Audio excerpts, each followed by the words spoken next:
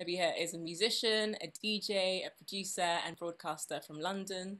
Her debut album, Weighing of the Hearts, was released by Ninja Tune in December 2017, and she is an artist in residence at Somerset House, writing and recording her second album. She has hosted a bi-weekly show at NTS Radio since 2015, drawing on her studies in history and ethnomusicology to explore musical traditions and cultures without boundaries. She's also been a BBC Radio resident since 2018, and has shows on BBC Radio 1 as well as BBC Radio 6 music. And in terms of the structure for the events, Nabihah is going to be in conversation with Izzy and Fiona, who are on screen right now.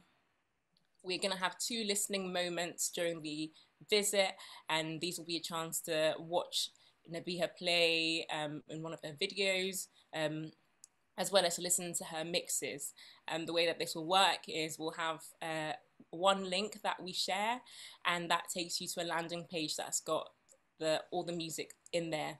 And what we would like you to do is to listen to the first moment, and then we'll come back into the Zoom to continue the chat, and then we'll have a second listening moment as well.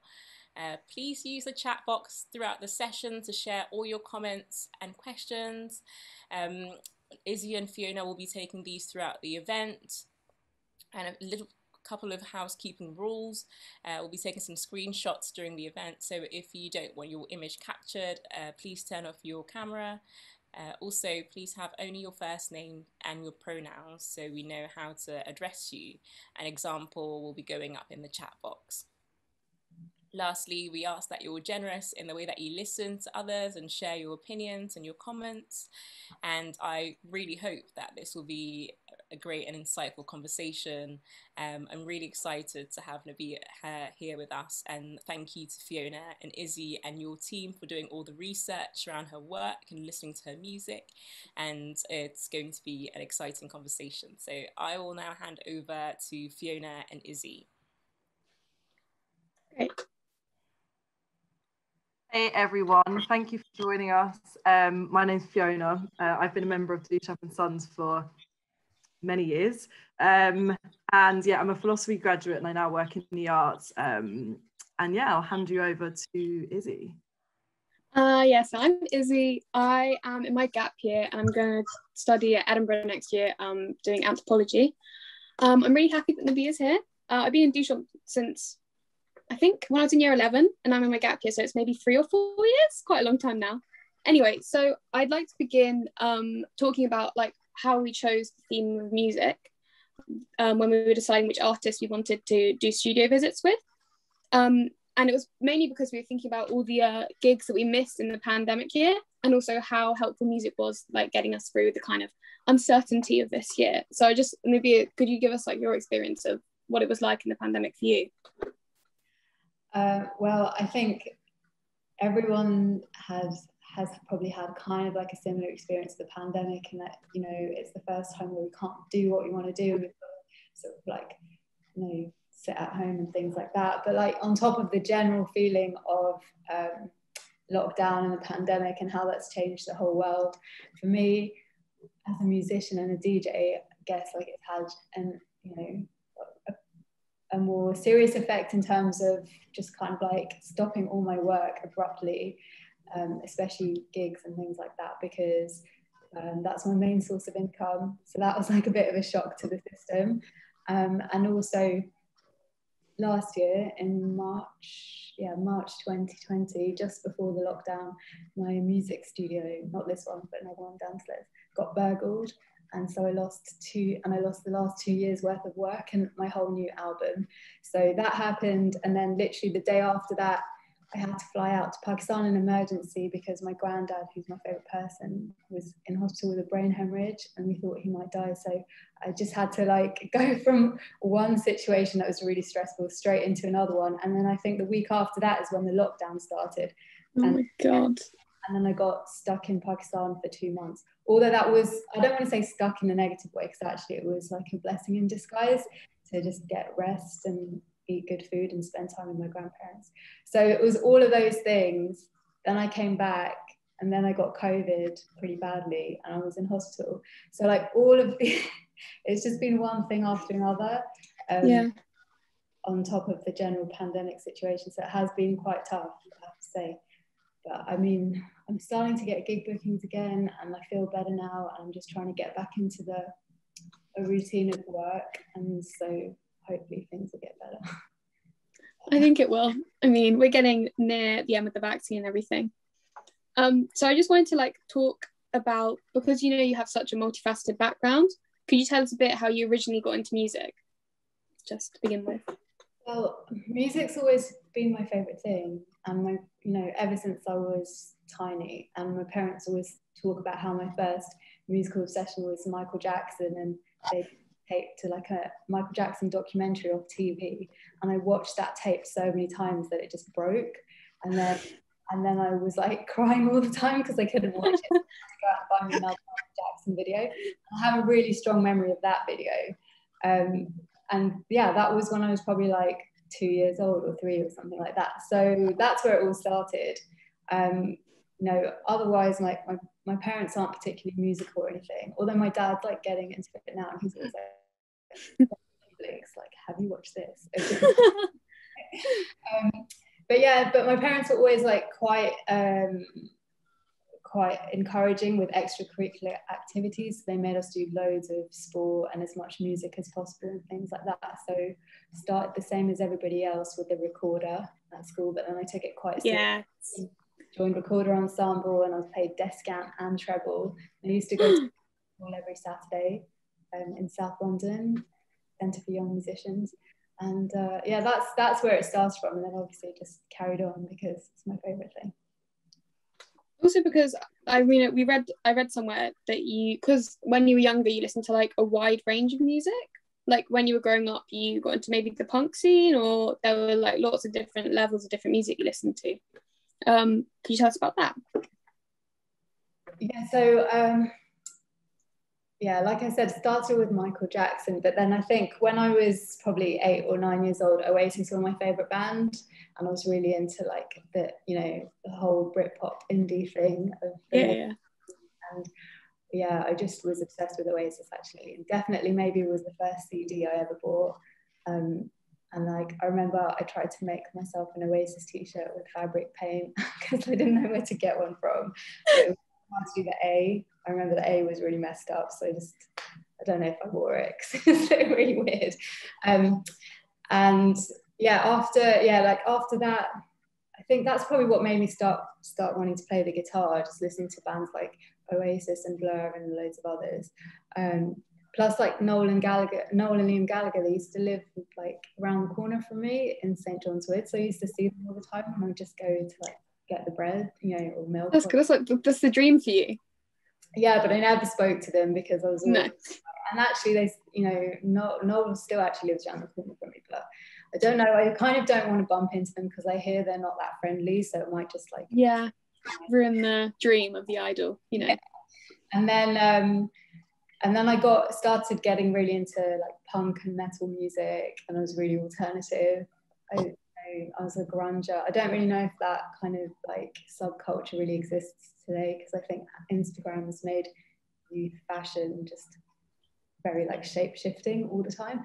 But at that time, yeah, it was just like, you know, I lived down the road from Camden, so I was there every weekend, and like I went to my first gig at the Astoria in Charing Cross Road when I was 13, and then just started going to loads of gigs every weekend, and a lot of like daytime shows and like day parties for under 18s and things like that.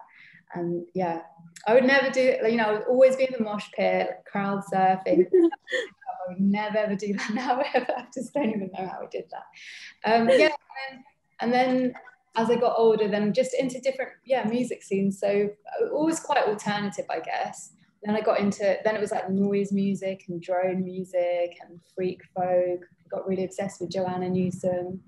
Then started listening to older music as well. So Bob Dylan, he's one of my favourites of all time. And bands like The Cure and Tears for Fears and Bauhaus and all the 80s, like punk, post-punk and new wave bands. I just like everything. And then And then when I went to university, that was a real game changer for me, because I started, my course there was joint honours in history and ethnomusicology. And I was the only person doing that combination in the whole uni at that time. But it was because I'd originally applied for history. I didn't even apply for music. And it just happened that they had this like freshers taste, no, it was like an induction taster week, and they had a performance, somebody performing on the kora, the West African harp, and it was the first time I'd ever seen this instrument, heard it, this kind of music. It was completely new to me, and it just had this really kind of like moving effect on me. So then I tracked down the head of the music department and went to see her, and I was like, you don't know me and I never applied for this course, but please let me on it because I saw the kora player and it changed my life. Anyway, it turned out that she was actually the West African music specialist, so I was saying all the right things, and then she let me on. Perfect. Yeah, and that's where it all, you know, now when I look back, I'm like, I see how little things happen and then it all fits together and it makes sense in your life. Yeah. You don't know it at the time. And yeah, so that was just like the beginning of, I guess, now what I do with a lot of my music and radio work and things like that, of just exploring and learning about different musics and cultures from all around the world, approaching it with a really open mind and trying to like learn as much as possible. Cool. You've also been a resident at NTS Radio for 8 years. Can you tell us about how you got onto that platform and how it shaped you and how you created music over the years? Yeah, so I started my NTS show in May 2013. So yesterday I just celebrated my 8-year anniversary on the station. Which feels mad because, well, first it makes me feel a bit old. It's like, wow, 8 years, that's quite long.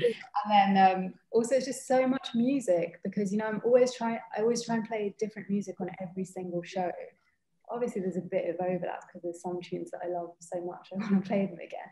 But on the whole, it's always different on every show. So it feels like a good achievement for me to have got this far and to have built such a solid following for that show. I know that like people really like listening to it, and I didn't get the show in sort of, you know, like the traditional way, although things have changed a lot since then, you know. So back in 2013 NTS was quite different. It was a lot smaller, and I'd say the London music scene was really different as well in terms of DJs and kind of things that people were interested in. And I actually went on somebody else's show as a guest, and I just played some of the music that I discovered when I was studying at SOAS and different field recordings and things like that, and I spoke about them a bit. And then it just so happened the station manager was listening at the time, and then he just called up straight after and he's like, oh, who is that girl?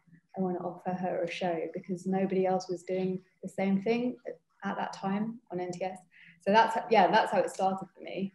And then and then it's led to me being asked to do different things on the BBC as well, which has been really good. I'm waiting for them to like give me my own show. But yeah, it's been great. I never thought about doing radio before ever, but it's been a really cool way to just connect with a wider audience and share music in a different way to the club or playing live. Fiona? Hello. Yeah, it's mad because I saw your Instagram post being like 8 years on NTS, so I was going to write happy birthday, and I realised it's not really a birthday, but it's quite cool. While I was like scrolling down all the NTS shows that you've done, which is so many, it's mad.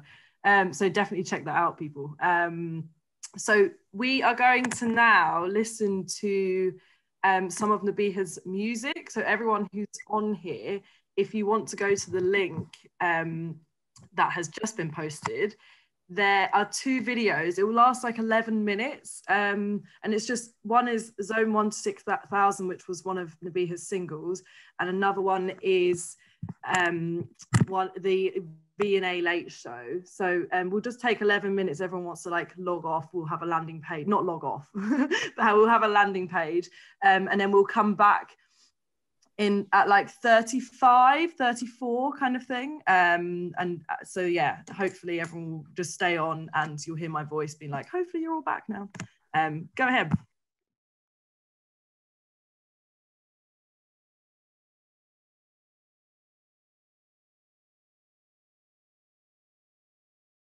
Okay, hopefully everyone got a chance to watch both of the videos and listen to the music. I'll just give everyone 30 seconds or so to come back, depending on how lost they got in that. Alex said lovely music. It is lovely music. It's nice. Cool. All right, hopefully everyone is back. So the first video was Nabihah's single, as I mentioned. I wanted to talk to you, Nabihah, about your video and how it really came about, and whether that was always a song you were going to make a video for. I kind of feel like sometimes people make songs and it's not always going to be one they're going to have a video for, and it just comes, you know, you meet people that want to make one, or maybe it was just your idea. But do you have anything specifically about that video that kind of you had like a vision for or something? Well, I didn't plan.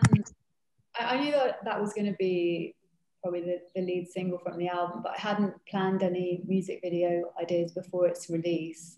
I think I was just so caught up in making the actual music and just finishing the album, which is like the most intense thing I've ever worked on in my life so far, because now I'm doing album 2.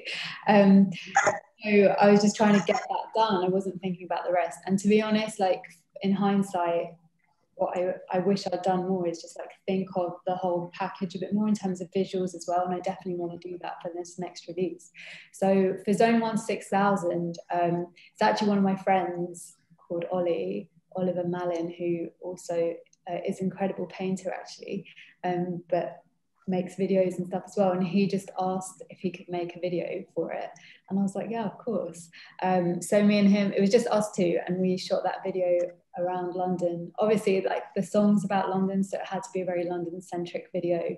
And it was quite fun, but like the whole time we were shooting it, it was freezing. And his initial idea that he had was to like make me wear one of those those like lycra, like green bodysuits that goes over your head as well. So you're like a green, whole body's like a green screen. But like a suit. Like -5 degrees, and then there was nowhere to change. So I don't know where we were. We were in like Kilburn or Swiss Cottage or something. He was just like, right, put it on in the car. And it was so annoying. And I was like, look, I'm gonna have to veto this idea. So instead we got like a green, which you see halfway through the video, it's got all the visuals on it. But yeah, it was very DIY and it was really fun. And we just went around London and went around Soho on a Friday night, like all those people you see, the rowdy kind of people. We just asked them if they didn't mind like us filming them, and they were just drunk and up for it, so it was fine. So it was like a very hands-on approach, but I really, really love what Oliver did with that video. I think it matches the feeling of the music and the lyrics and just like the message of the song so well. So I was really happy with how it turned out. Yeah, it's really like the whole video, obviously you're physically moving around in it, but it does really make you feel like you're like going around London on a night out, kind of meeting lots of random people drunk and stuff. It's really, really cool. So I guess you just like went around with a camera and just kind of happened to like bump into random people and kind of ask them stuff. So it's really nice. I love that. Yeah. And the visuals are really, you can kind of tell that maybe Oliver is a painter as well, because it's so kind of like almost like painterly with all the layers of different things that are going on. It's really, really cool. Yeah, I think it like killed his computer when he was trying to export it all. It was just too RAM, but yeah, it was really fun. Like the beginning and ending scenes, we filmed that with his friend's drone in Victoria Park. We just had to like lie on that freezing ground for ages, and people were like, what are you doing?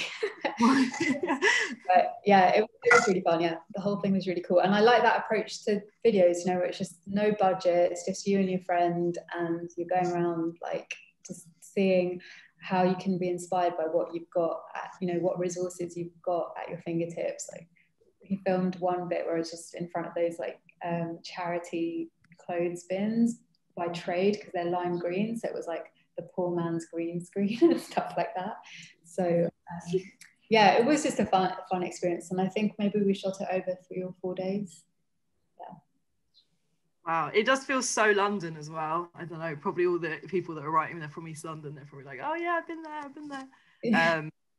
Feels so London. It's really cool.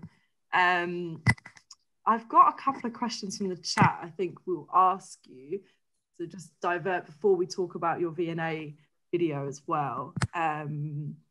So somebody said, do you think you would have ended up where you are without tracking down the West African specialist? Maybe not. You know, it's weird how sometimes these fleeting moments in your life that don't really, you know, they just feel kind of random at the time. Like for me, seeing the kora player that day, obviously did something to me to make me go and find that West African teacher. And also it was the coincidence of me having heard the West African music and then going to find the head of music who was also the specialist in West African music, which I didn't know. And then me gushing about kora music to her, that was, you know, that probably made the difference, because maybe if it was like the Southeast Asian music specialist, they would just be like, yeah, cool, but sorry, the course is full or whatever. So yes, I do really believe that there's some sort of higher force that kind of pushes us in certain directions and it's beyond our control. Yeah. Sometimes I think things just kind of happen, and maybe not in the kind of like, oh, everything for a reason, but I think particularly with creative people, you just end up like having similar ideas, and you know, things just maybe not always for a reason, but things do always like come together. I think that's probably like the important thing about being creative. I think that's the thing. It's the same with the radio, where the guy was there and while you were playing your music, and then he was like, I'll give you a show. Yeah. Just by chance.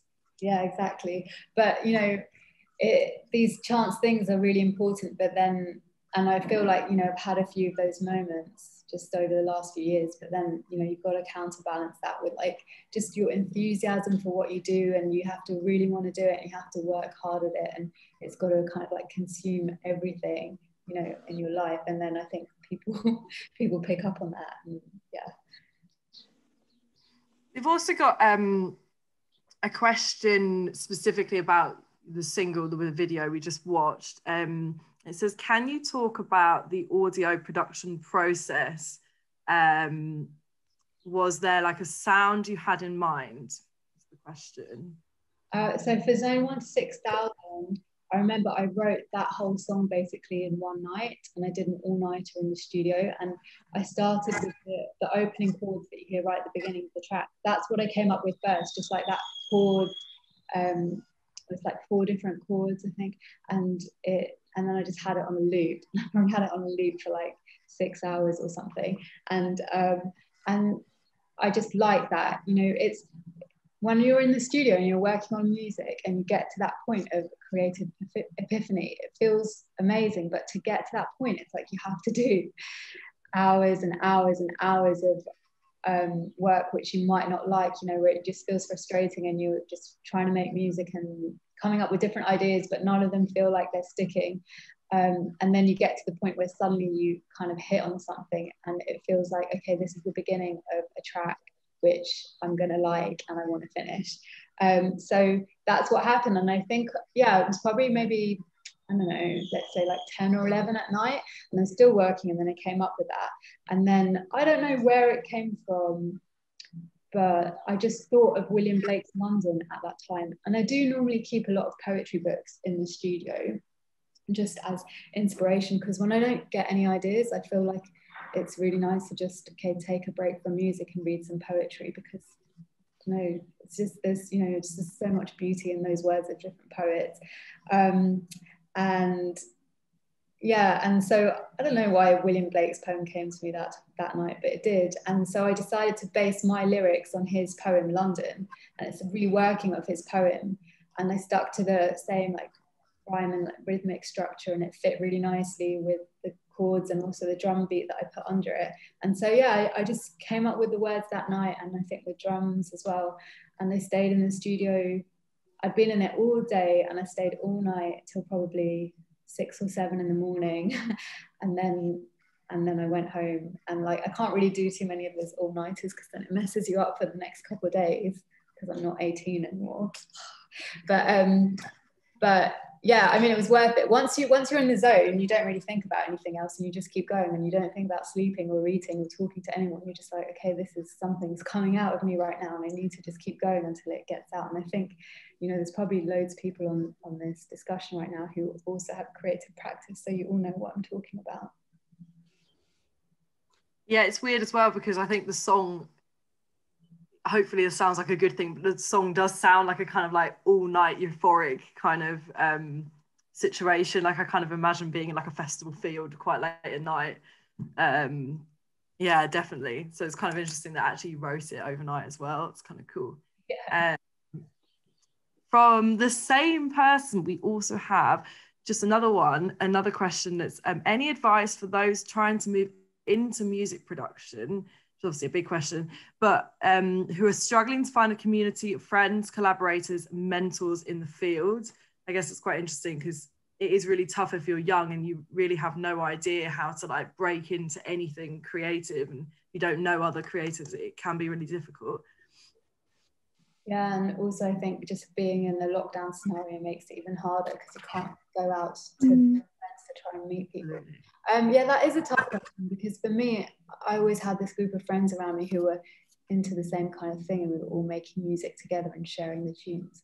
But also, you know, that was kind of like pre-internet and Instagram. So I feel like if you're a person who's trying to make music and learning how to do it, and you don't actually have any friends who have the same interest, then yeah, you can always find like a community online, I think. And sometimes I know I've done this, especially with other girls on Instagram who also do music, and we just reach out and message each other, and then someone whose work I admire, I've like seen them around but haven't spoken to them, and then like it sparks off a good rapport and a good conversation.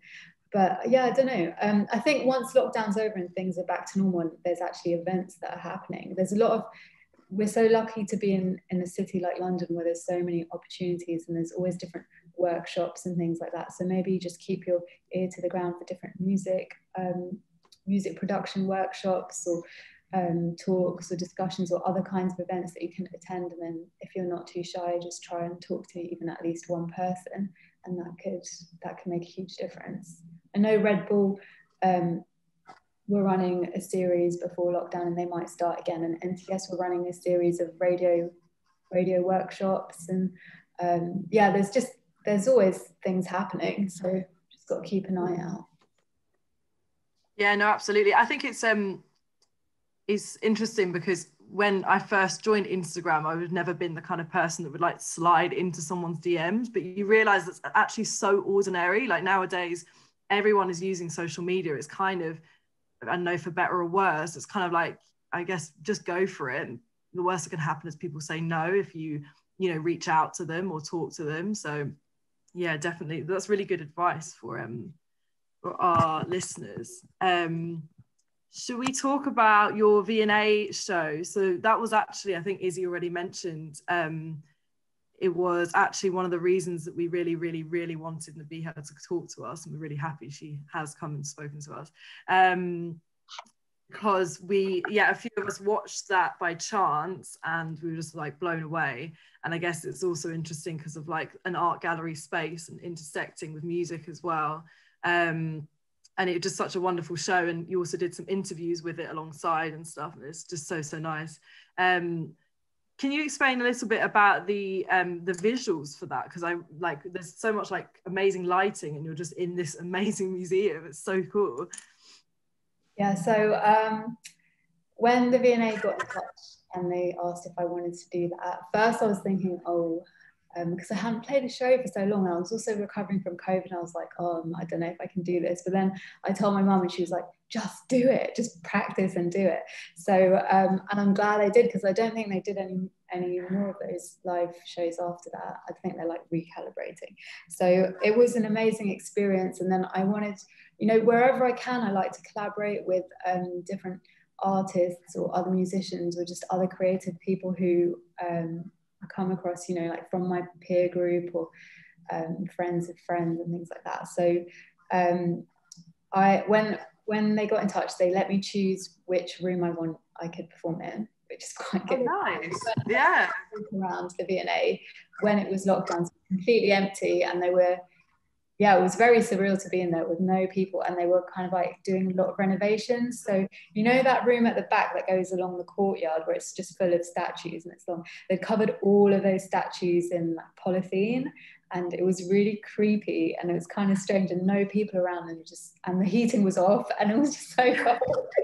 So yeah, anyway, and then when we went into the Renaissance galleries, that was obviously the most epic room, so I had to go for that, because in my mind I was already thinking about the lighting and projections, and I just felt like there were so many interesting shapes in that space that could look really nice once you add those other elements. And then I reached out to an artist called Tom Flynn, who I've worked with before because he actually designed the artwork for my 2016 EP called House of Silk. And he, he creates these really trippy things. I don't know, there's one of his paintings here, actually. It's not a painting, but he does it with like, wait, let me show you. He does it with like photographic paper, and he works in a dark room, and it looks like it's digital, but it's not. And he takes like different materials into a dark room and then shines light through them onto photographic paper, and they expose in a different way. So this is literally like one piece of that. And yeah, I don't know how I discovered his work, actually.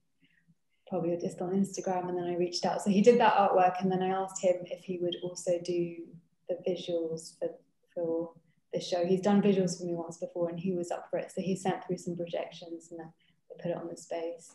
And then I reached out to a designer called Rendy Sue, who I really like, and she did the outfit that I was wearing in that as well. So it was just a good three-way collaboration. And I just feel like when you're a young creative and you've got these opportunities to work with other people or bring other people on board, you just got to do it, because it makes things so much fun, and it's good to just like share, just like share the platform with other people when you can.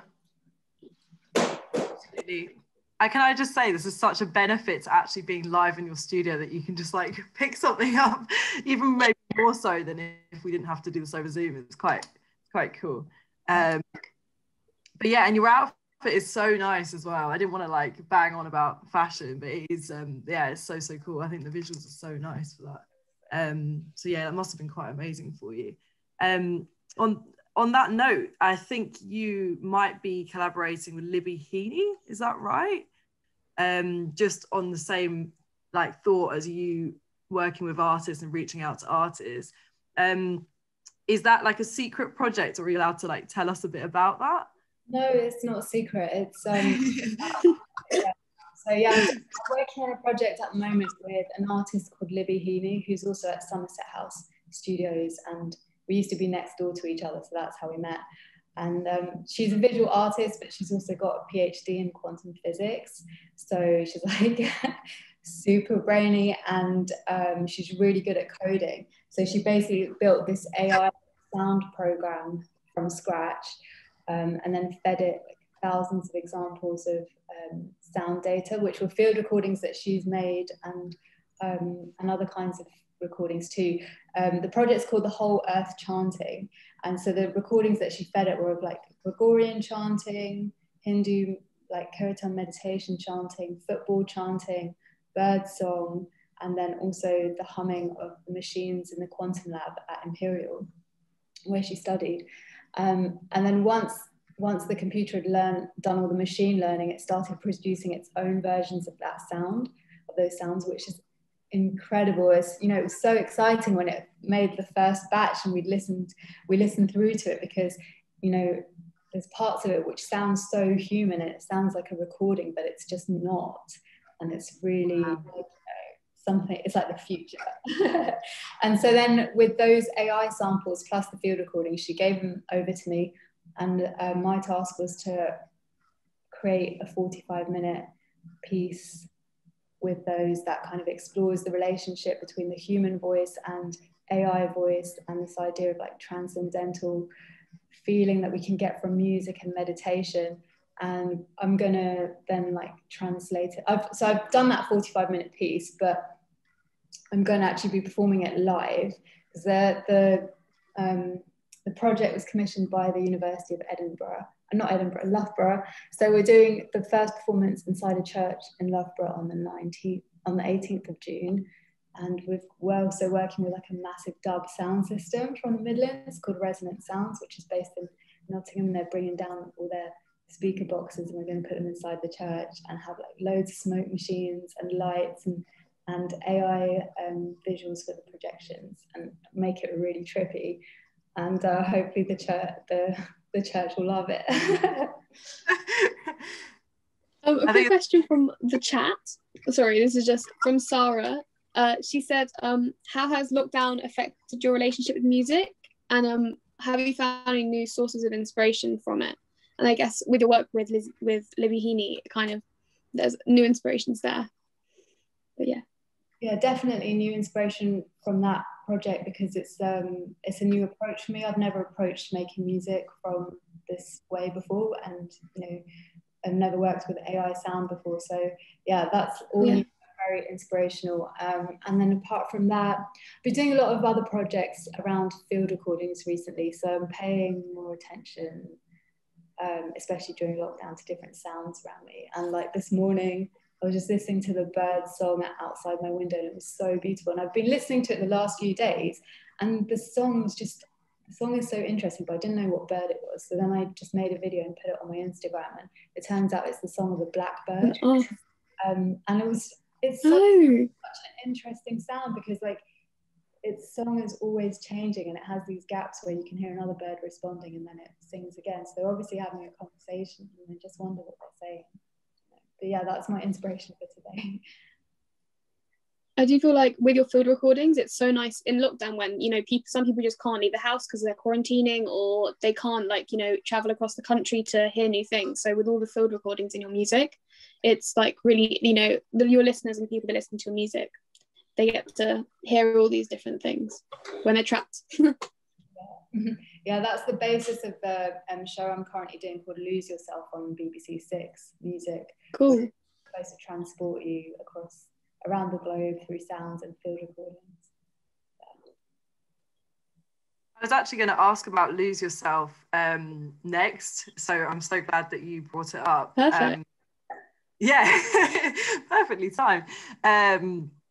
And it's amazing how, I don't know if anyone listening has listened to the Lose Yourself on BBC Six, Radio 6, but basically, like, Nabihah has been doing these shows, and there's so many different tracks from all over the world, which is like very Nabihah style, because it's just things from everywhere. And then in between, you hear these like amazing recordings that are just of various things. So in one episode, I heard like recordings of a busker.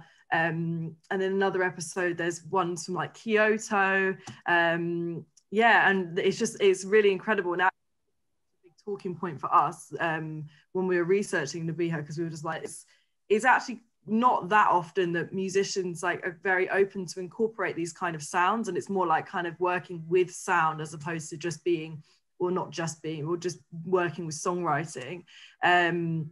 So yeah, we would just love that so much, and wondering like how you go about recording those things. And do you set out to do it? Do you go out one day and say like, today's the day I'm going to try and find something, or is it always just by chance? And I don't know if there's anything, specifically people who want to maybe get into making field recordings and using them in their music, they need to know before they do it, or like think about. I think it's something that's been made super easy now, because you can just do it on your phone. And maybe sometimes the term field recording sounds kind of like a bit academic and daunting, but all it means is just a recording of something somewhere. And now we've got the technology at our fingertips, and you can honestly just start. If you hear something that picks up your interest, or that you want to capture, all you need to do is get your phone out. So sometimes I do that, because when I'm on the go and I'm just caught unawares, then it's better than nothing. And I actually think like the newer iPhones have pretty good quality sound recording. But then I've actually got one of the things here. I can show it to you if you want, but you have to wait a sec. I've got a Zoom recorder. Shall I get it out? Hang on. Yes, get it out. Yes.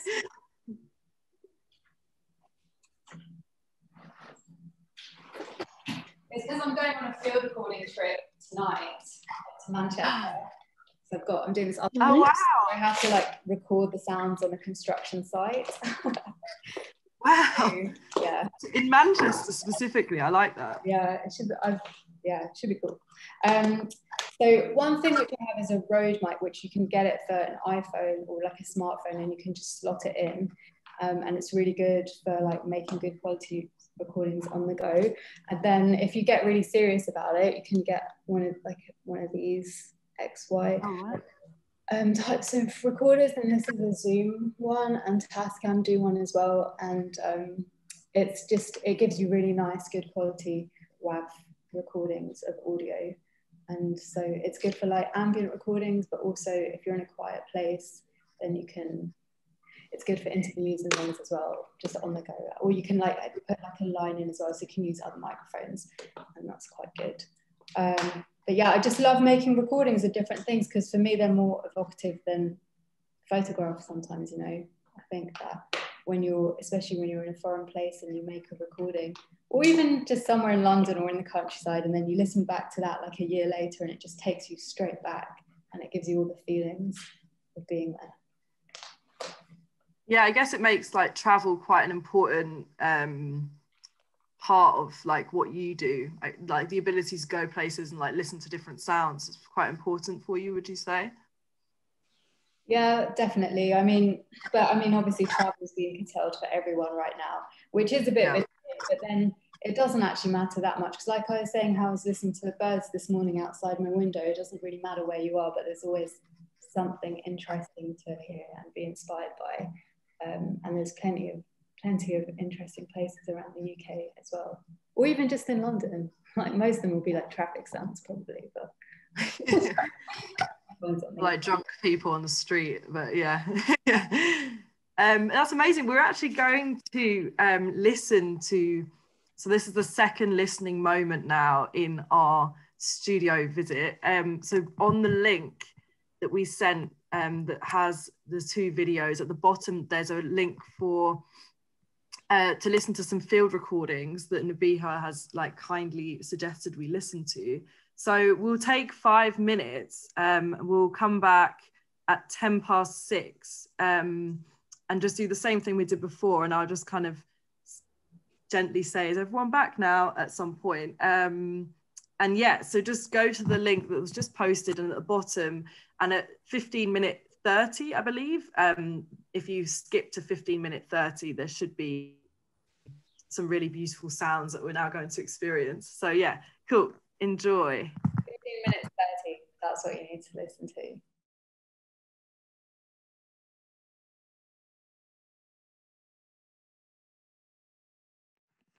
Hopefully everyone listened to that beautiful flute field recording, and it led so nicely onto the next track. I think that's like a massive skill. So nice. So thank you for that. In the chat, Dwanika said, now I feel like the next time I go abroad, I should record my surroundings as well as taking pictures. Such a nice thought. So that's to do with your field recordings. So I'm gonna, quick question, because we already talked about your collaboration with Libby Heaney, but also your surprise encounter with Wolfgang Tillman in a taxi that led to you collaborating. Could you talk a little bit about that and what that was like? Yeah, so this is another one of those like random little things that actually led to something quite exciting. Yeah, when maybe you remember, but Wolfgang Tillman designed a series of t-shirts and posters before the Brexit referendum and before registering to vote, and he took my picture of wearing one of the t-shirts, and then after the shoot I was ordering an Uber, and then he was also trying to order an Uber, and then we just ended up sharing one because we're both going in the same direction. And then so we were just chatting a bit in the taxi, and he was asking about what I do and my music, and he's like, yeah, send me your SoundCloud link, and here's my email address. And I was like, cool. But in my head I was like, thinking he's never going to listen to it because it's Wolfgang Tillmans. But then he did, probably because it is Wolfgang Tillmans, and he was actually really interested. And I think he's quite a genuine person after like getting to know him a bit since then. So anyway, he did listen to it, and then he emailed me back, which was a real surprise. I just had this email in my inbox from Wolfgang being like, "Hey, I listened to your EP and I really liked it, and these are the tracks I liked," and it was very sort of like detailed feedback, so I believed that he did listen to it. And then we just started chatting about stuff, and he also makes music, so I think he sent me some of his music to listen to and see what I thought, and yeah, it just all started from there. And then he had his big retrospective exhibition at the Tate Modern in 2017, and he asked if I'd give a lecture as part of the event series in his listening room. So I gave a lecture on the history of 20th century studio recorded music, and then he also asked if I would do a live performance in the Tate Tanks, so I did that, and then he did all the visuals and the light show for it, and that was just an incredible experience, and I think it was the biggest live crowd that I played in front of at that time. I was super nervous, but yeah, and we're still in touch. Then I invited him to be part of my Glory to Sound event series, and I interviewed him here at Somerset House about the 10 most important pieces of music to him. And yeah, and we're still in touch, and just like chatting from time to time. So yeah, it feels really good, and I've actually struck up a friendship with him, and just got over the being starstruck. And he's actually like a super nice guy, and he really cares about art and artists and music, and it's good to talk to him, and he just treats you on a level which is really great. So, yeah. So talking about the crowd and performing at the Tate Modern, Mo has a question. Who has been your toughest crowd you've ever performed for? Well, I think like in general my toughest crowd is my mom, because she's always like she always tells it like it is, and she's always super critical, and even after I finish a gig she'll be like, you need to clean your guitar, or something like that. Yeah, classic moms. Yeah, exactly. I think there's definitely been I remember the awkward shows, you just remember those gigs where you just feel like you don't want to be on stage and you just want to get off because people just don't get it. And I don't know, the one that comes to mind is actually my only ever show that I played in Amsterdam, and it was part of like the Amsterdam Jazz Festival, and I'm not really sure why they booked me because my music's not jazz at all. And so like when I came on the stage and I don't know, I just think it was really different to the band before me and the band after me, and I just felt like there were a lot of like tech problems that day, and then when the sound goes wrong you just stress out, and I just was on the stage and I really didn't want to be on the stage. I just wanted the show to be over. So yeah, that's like the memory that comes into my head of the toughest crowd. Iris also asked, have your family or grandparents in Pakistan listened to your music? And if so, what was their response to it?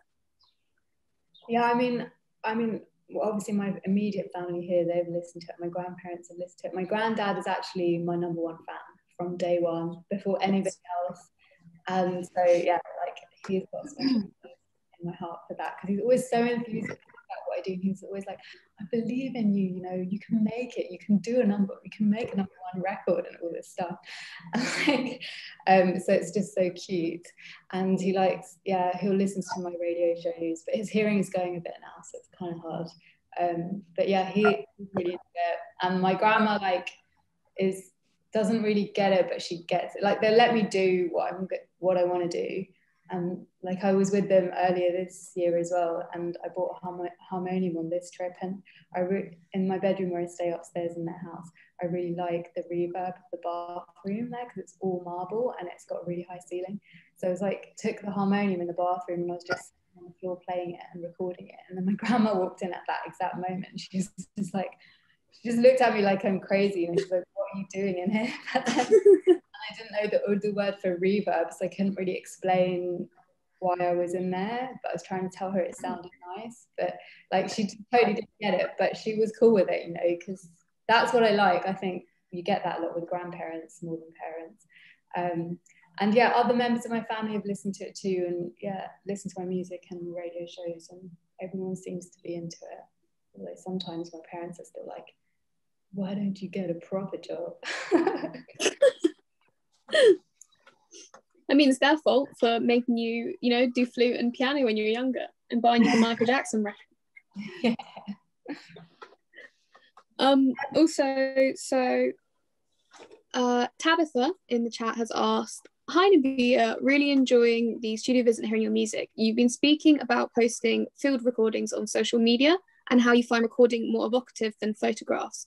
This made me think of something a friend of mine is exploring, Tasneem Lohani, who's an artist interested in the idea of a purely audio-based social media platform. Do you feel that social media could shift to being more focused on audio rather than visual and written media? That's a really interesting question, and I'd like to say that it would be great to see a social media platform that's just based on audio snippets. And judging from the response that I get when I post up little clips of audio from field recordings, which is always really, you know, it's really solid and positive, that makes me think, yeah, it can happen. But at the same time, I feel like, you know, the whole way that social media is structured is based so strongly on the visuals, especially with something like Instagram. And I don't know how you can wean people off that now. But I really hope your friend who's starting this new project succeeds in it, because why not? I feel like maybe we do need to sort of just turn off all the noise, that, you know, the visual noise, and just concentrate on some sounds. Well, because you do lots of radio, you're in lots of different radio shows, and that's obviously mostly or all audio and music. How would you like compare the people that listen to your radio shows or the radio stuff versus people who come to like your live shows or go to like see you at the clubs, that type of stuff? Your audience is different, would you say? I think there's a lot of crossover. So people who follow me because of my music, then they'll also listen to my radio shows and my other DJ sets, and vice versa. And so they kind of, you know, fans who really understand what I'm doing, they'll know about all of those different things, which are quite separate. You know, the music I make is really different to the music I'm gonna DJ in a club, and again, that's different to what I'll play on the radio.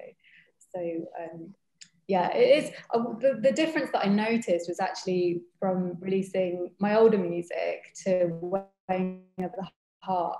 When I played the first Weighing of the Heart gig in London, and it was in a small venue, but it was sold out, and it was my first gig of performing that music. And then I came out on the stage and noticed that most of the people in the audience were sort of like middle-aged white guys, and that was interesting to me, because it was quite a shift from the older stuff of like House of Silk. Maybe the music also definitely shifted, so maybe that's why the crowd changed too. And you know, I'm fine with that. It's like, whoever likes my music, I just want them to come to the shows. And sometimes, like, one guy came to my show in Manchester and he flew from Norway.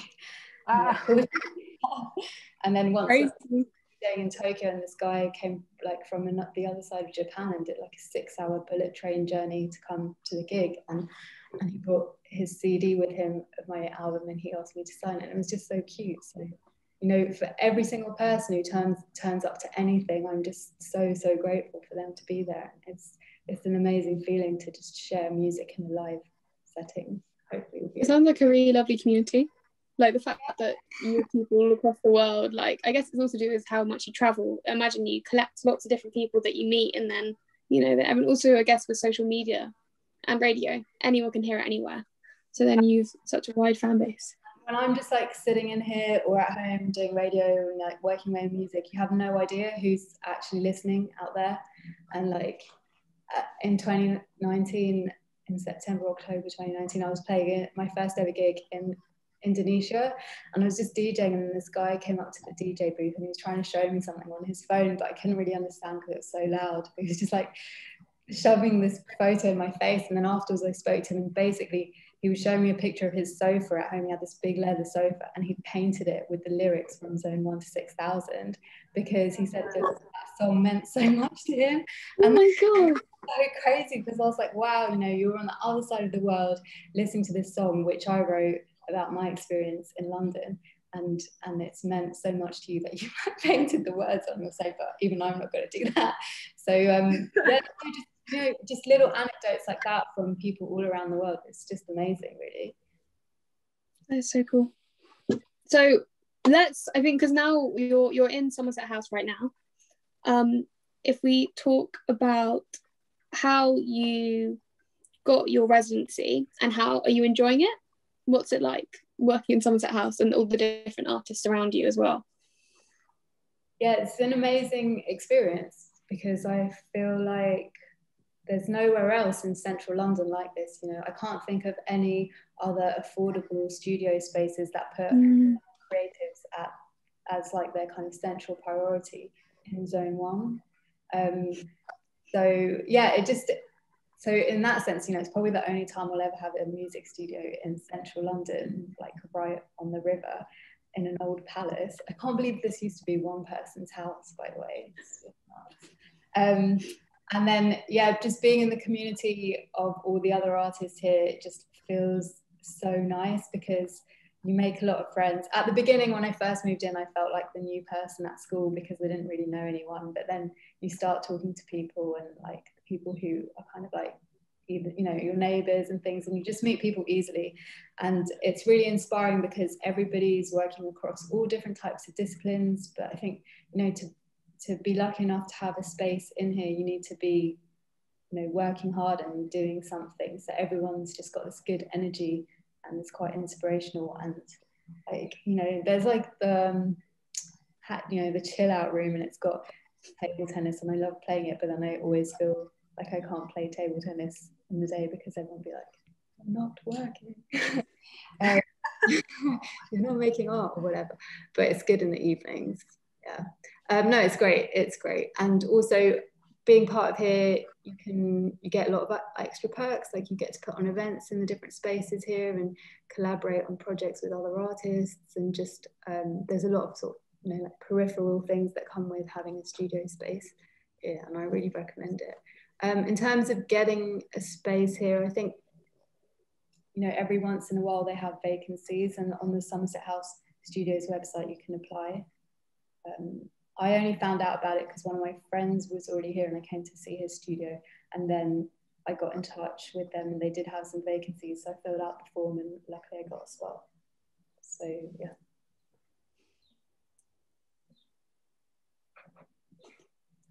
Fiona, do you want to ask the last question? Sorry, yeah, go on. It must be such a nice building to work in. I can't really imagine it either. And also I looked at the list of the current people in residency there, and it's mad. There's like all these amazing young creatives. It sounds like university for, I don't know, like halls, back in halls when you go to university. It feels like a more bougie uni, definitely. Yeah.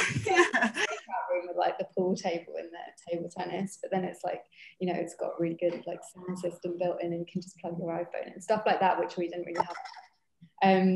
No, it is really good. I think it's definitely haunted though. Sometimes they do an all-nighter here, and then when you're in this huge place and it's like 4 a.m, it feels really spooky. Such a weird building though. It's so big and it has like massive courtyards. So yeah, I can't even really imagine. It must be amazing though. So yeah, fun. I did a party underneath the courtyard. There's this place, it's called the Dead House, and there's like a because originally where Embankment is, the Thames came right up into Somerset House, and when it was a palace and 3 different queens lived here, the, you know, boats would come in like from wherever around the empire and like come in along the river and then come straight into Somerset House, and any prisoners that were on the boats, they'd just like chuck them into the dungeon in Somerset House. And yeah, it hasn't really changed. It's really dank and horrible. There's actually this is awful as well. They exhumed some of them, but there's other bodies which are still buried in the walls. So, and we did like a big rave in there, like techno artists. It was really fun, but it's a very unusual space to do an event, and that's what I like, because from day one I've always liked putting on parties in weird spaces, and Somerset House definitely offers that. Wow, okay, we're running out of time. Yes, we are running out of time. This is kind of your time to plug yourself, basically. What's happening next? What live gigs are happening? When's the album out? All of that nice stuff. I wish somebody could give me that. It's not coming out of my head yet. Well, what have we got coming up? My first ever live show of 2021, but it's in Norwich, and I don't think anyone here is in Norwich. But if you feel like a day trip, I'm playing at the Norfolk and Norwich Arts Festival on the 19th of May, so in a couple of weeks, inside a church, and I'm doing a solo live show similar to the V&A. That should be cool. I've got to start for that. And yeah, I'm doing another Glory to Sound takeover here at Somerset House. They just announced today their like summer events. They're putting Duchamp cars in the courtyard, and then they're doing these weekend brunch sessions with DJs. And so we're gonna do, I think it's like the 14th and 15th of August, both days. So you can book a brunch and go on the Duchamps, and I'll be DJing, playing some good tunes for you guys. Yeah, and then I've got a few gigs and things coming up in July and August, but let's see. Like, I'm not really holding my breath for anything. I just hope there's not another lockdown, and everything goes to plan. But yeah, my main priority is just making my second album, and can you guys just all do like a little prayer for me to have inspiration and like creative productivity so I can just make it. Like 3 years. Play some more table tennis. I'm sure it'll come. I can't even do that right now because of my sprained ankles. So. Oh yeah. Oh no. I just have to sit here and I'm just reading actually a lot of Keats and Thomas Hardy. I've got the whole Keats. It's so good. Inspiration. It's amazing. Well, thank you so much. This has been so nice to visit you like literally in your space, and yeah, it's such a privilege, I guess, to hear live and speak. We hear you all the time on the radio, but literally just to speak to you and meet you and hear you answer our questions, it's so nice. So yeah, really happy that you came, and yeah, we were allowed to see you in your space. Yeah, it's been great. Yeah, no, thank you so much for asking me to be a part of this. Whitechapel Gallery is such an amazing space, and I remember I've been to some really good gigs there as well. I saw Grouper there in like 2006, and it was one of the best gigs I've ever been to.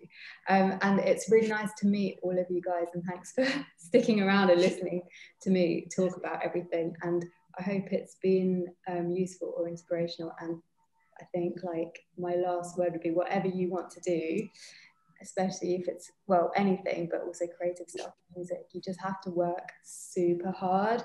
Everybody just sees the Instagram side of it and like the gigs and all the kind of achievements and the smart milestones, but it's so hard, and you don't have a boss, and you have to make yourself work, and loads of times things aren't going to go your way, and you just have to be able to deal with it and just like, yeah, just put in 110%. But good luck to everybody, and I hope you get wherever you want to be. And yeah, thanks again for having me. Lovely. Note to end on. Thank you so much. That's so nice.